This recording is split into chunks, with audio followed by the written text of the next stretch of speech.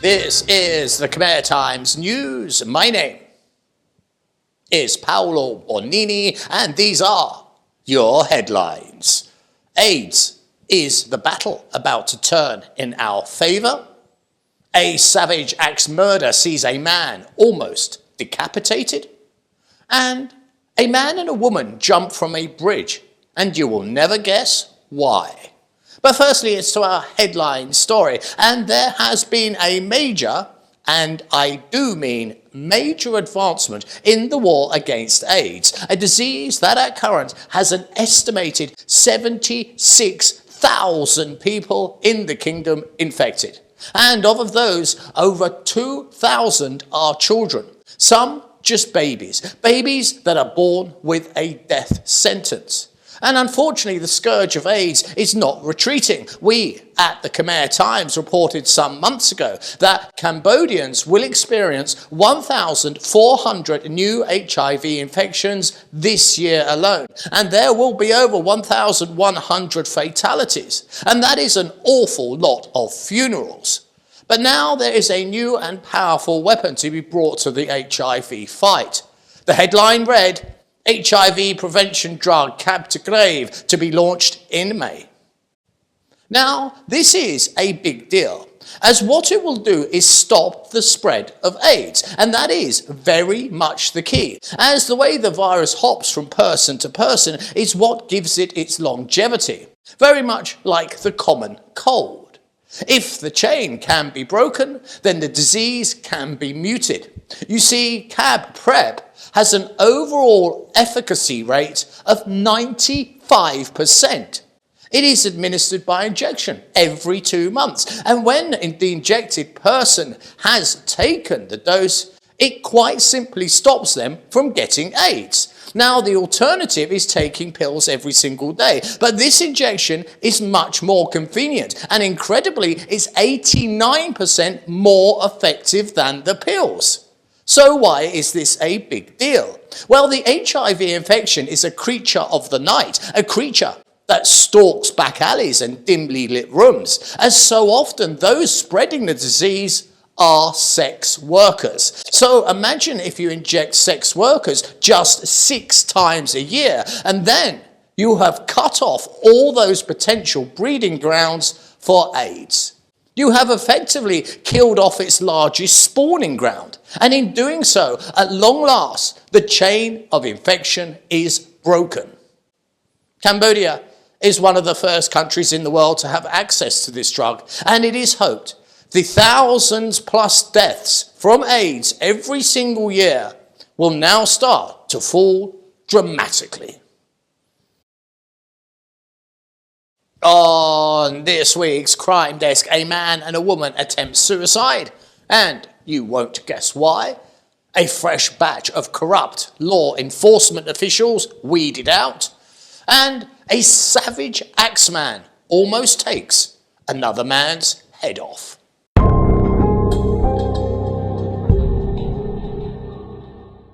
This week, there was an awful lot of column inches devoted to a story that seemed to make very little sense. But it is what is hidden that unlocks the mystery. It all started with this headline. Attempted suicide couple tried to kill themselves after they claim police did not accept rape claim. A woman said she had been raped, and she reported the incident at the local police station. But she felt she was being ignored by the officers, so she returned home. But when she did return home, she reported to her husband that the police had refused to accept her complaint, and they would do nothing to investigate the assault. And it's right here, at this very point, this case takes a most bizarre turn, because what happened next is surreal. The husband, on hearing of his wife's distress, ordered a tuk-tuk, and with his wife they went to Japanese Friendship Bridge. When they got to the centre of the bridge, they told the tuk-tuk to stop. The couple then paid the driver, and it was then that they jumped from the bridge in an attempt to commit suicide. Fortunately, a nearby fishing boat was close at hand and it rescued them. Later, the couple gave interviews saying that the reason they had jumped into the water was because they were upset with the police at Srikar police station for not accepting their complaint.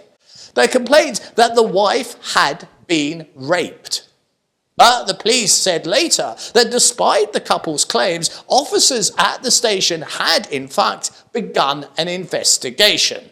Now, this case is very messy indeed, and we must assume, of course, the case itself is 100% valid. But why did the husband and wife attempt suicide? Well, the woman was obviously very distraught, and she felt that her grievances were not taken seriously by the police. And that, I'm afraid to say, is a very common situation involving rapes, as headlines like this tell. The Victims Commissioner of England says, "The distressing truth is that if you are raped in Britain today, your chances of seeing justice are slim." And it gets worse. 3/4 of rape survivors say police response damages their mental health. And the BBC themselves reported this earlier in the year. Rape victims say police investigation causes more harm. So why did the man and the wife jump from a bridge? Well, police, it seems, do look at all physical assaults as being the same. But they are not. As rape is not just an assault, but a humiliation, a violent violation of a woman. And the huge amount of mental damage done is, of course, unseen. So it seems when the woman reported her case, she felt that she was not being dealt with seriously. The horrendous nature of the crime and the level of despair for this couple had escalated to the point of hopelessness, and they felt there was no way of ever receiving justice. The woman felt her only course of action now was to end her life, and her husband, I assume, decided to join her. And that is how the unseen mental wounds of a rape case almost killed 2 innocent people. It seems that we at the Khmer Times are going for the more subdued headline of late. An example being this one. Man arrested after drinking, then death. Okay, so what does that tell you? Does it infer a room of horrors and a room that witnessed an unbelievably brutal crime? One that was to end in a man's life being taken in the most savage of manners? Well, let's be frank. No, it does not. In fact, it conveys very little. But when we look behind the rather bland headline, we see a tale that shocked even the police officers that investigated the crime. The story begins with 7 neighbours kicking off their weekend early one Friday by meeting up for a rather serious drinking session. They convened at noon, and they started to drink, and all went well. That was until 11 hours later at 11 p.m, when an argument broke out between a Mr. Dim Vani, a 47-year-old rice farmer, and another farmer named Pri Farah, who was just 38. The row escalated into a shouting match, and the other drunken men did all they could to try and calm the situation down. But Mr. Farah, the insults for him was something he could not bear. So he stormed out of the room. But it would not be long before he returned. Walking back into the dimly lit room, Farah pulled out an axe and he hit Mr. Vani in the head with such force, and allow me to quote from the report here, he hit him with such force it caused his head to burst open. But that was not enough for this drunken man in a rage, as he brought the axe down on his victim again and again and again, reducing his victim's skull to little more than a bloody pulp. The victim died instantly. It was then the madman threw down the axe and fled the scene. The police called to the investigation saw a room of horrors as blood soaked every single wall.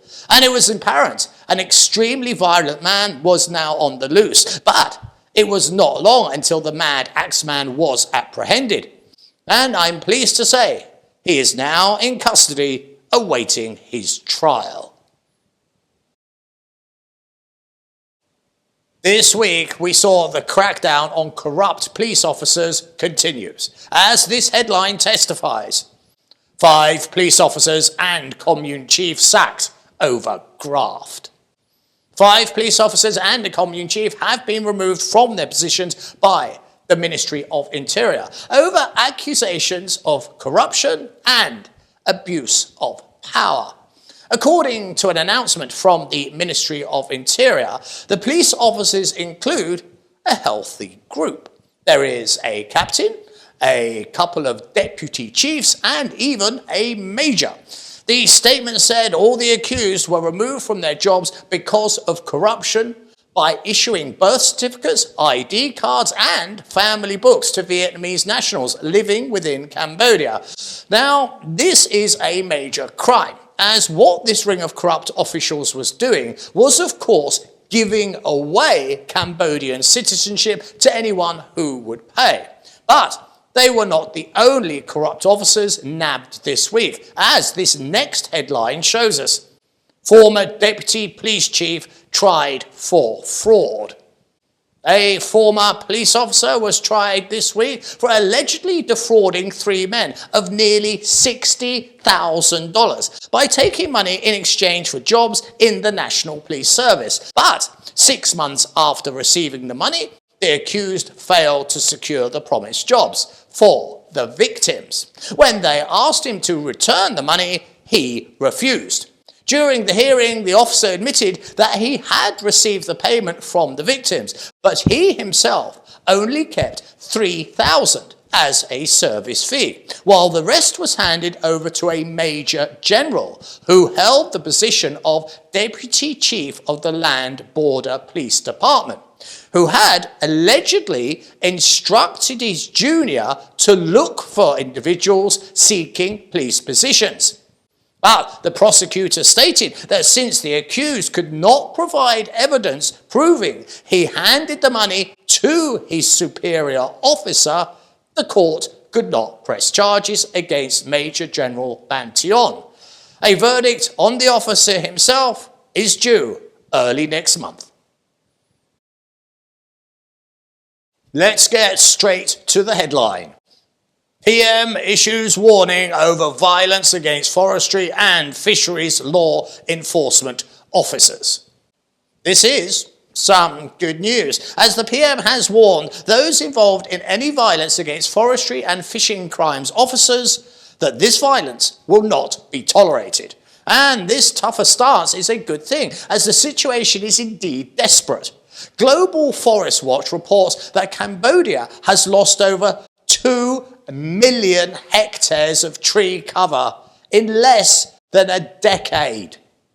And that is much higher as a percentage than even Brazil or Indonesia.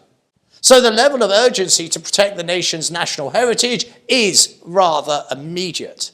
The PM has stated if authorities are confronted with any violence at all, they have the right to defend themselves. He even spoke of incidents where those looking to enforce the law have been run down by trucks. And he even said, "We don't use violence against the people. But if officers are shot or are placed in danger, they have the right to protect themselves." Mr. Hun Manet stressed that the government remains committed to the strict protection of all natural resources within the kingdom. The president of the Institute for Democracy also expressed his concerns, and he said that corruption among some officials help enable or help even participate in these illegal activities. And he stressed the need for equal enforcement of the law without any interference from any powerful figures. And he said legal action should be taken against all offenders, including corrupt officials. He said, if corrupt activities are allowed to continue, crimes won't be eradicated and law enforcement will be ineffective. It's time to have a look ahead and see what the weather has in store for us next week. Here we are at the weather, and as you know, I like to throw something into the weather because basically the weather's a bit boring. And this week we have this. I've paused it. It's me going round a corner at night time. Ooh, that's right. I've never been round this particular corner before, so who knows what's going to happen. Now, I've added some music. Of course I have. I've added some music to make it all so much more exciting. So here we go. This is in the heart of Thailand, in the dead of night. I'm going to go round this corner, but the question is, will I make it? So here we are, all the excitement of taking a corner with me.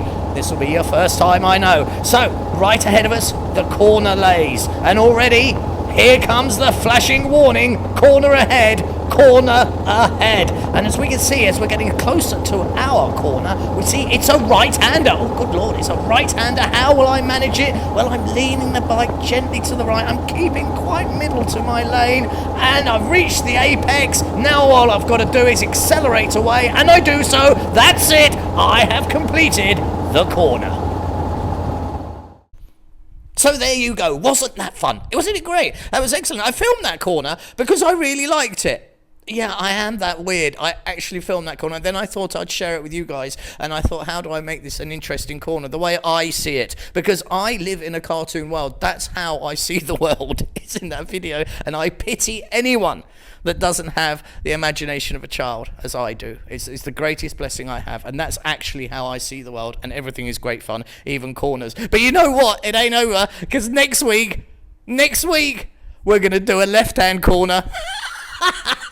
This week we did a right hand and I completed the corner. So what's going to happen next week? The left hand corner. Enough of that nonsense. Let's move on. Okay, I cast my eye over the weather chart. Oh, have a look at that. Good lordy lorks. And what we've got is humidity is rising. It's now heading towards the 70% mark. And as I look along the numbers at the base, I see the highest we have is 97 degrees. And that's for Friday, for today. So there you go. That's the weather. It's nearly 100 degrees and it's nearly 70% humidity. This has been the Khmer Times News. Please do subscribe and comment and stay up to date with all the breaking news by following us on both Facebook and Telegram. This has been Paolo Bonini, and that was the week that was. I'll see you next weekend for your weekly roundup.